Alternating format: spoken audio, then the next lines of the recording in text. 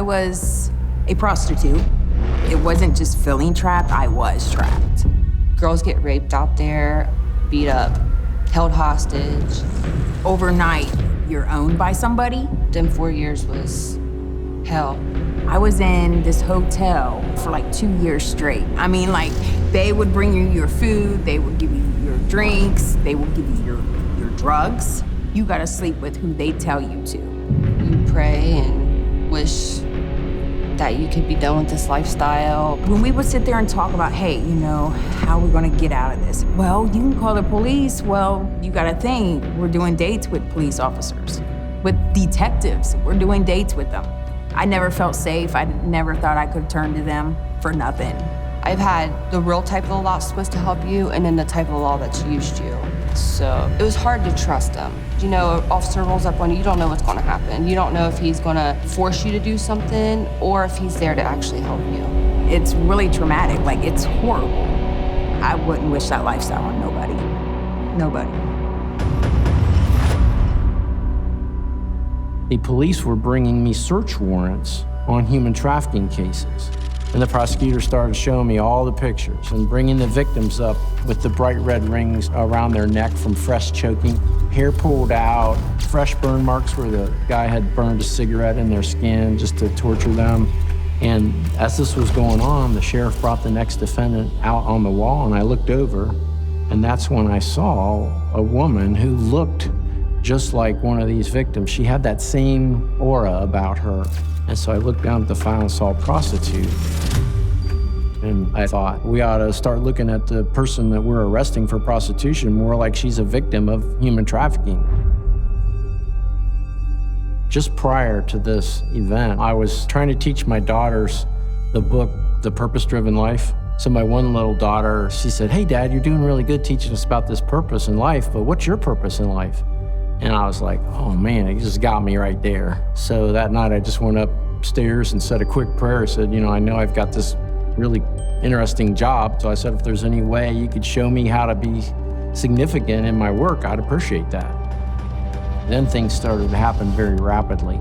I started researching and I found some amazing truths that totally blew my mind away. 1,500 women charged with prostitution a year coming through Columbus. Women who are involved in prostitution reoffend 80% of the time. So that's the revolving door syndrome. The average age of the first sexual abuse is 8 years old.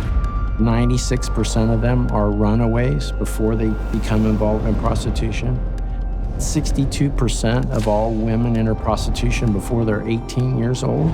I couldn't believe that people were taking advantage of our women and girls and other vulnerable people in Columbus in such a horrible way. So we started a court in 2009 to allow them to exit this deadly lifestyle. Okay, so Ashley, way to go. This is Changing Actions, Change Habits, certified. So Ashley Barnett has graduated to phase 2 of the catch book program on May 10th. CATCH stands for Changing Actions to Change Habits because we ask women to change everything about their lives. CATCH Court is a 2-year intensive probation. They have individual counseling as well as group sessions. That's kind of hard for me. Okay, I know how you feel because you know I came from married.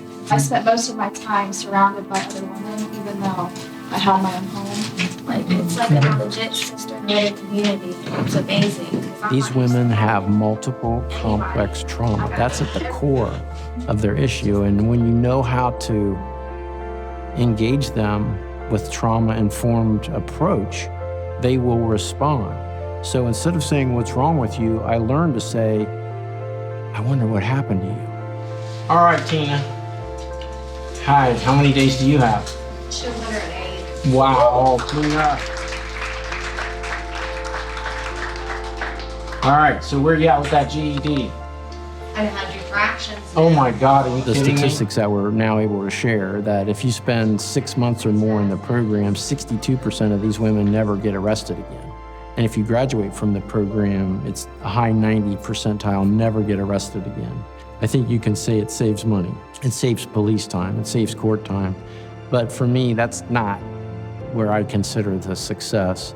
When I see multi-generational healing from parents to children and the women getting their children back and how important that is to those children, that's what makes it worth it to me. If it wasn't for Catch Court, I would be back out on the street. It saved my life. They gave me my life back. They gave me a second chance. I have a home that I can actually call mine. I have a 1-year-old daughter. I got custody of my 14-year-old twins back. My grandbabies and my kids, to be a part of their lives again. It's a wonderful. I could be a good example for my kids, and my daughter will never see me the way my sons did. I may not have been a good mom, but I'm one heck of a grandma. This has been the best thing that's happened in my career and maybe my life. And now I can look my daughter in the eye and say, hey, now we know what Dad's purpose was, don't we?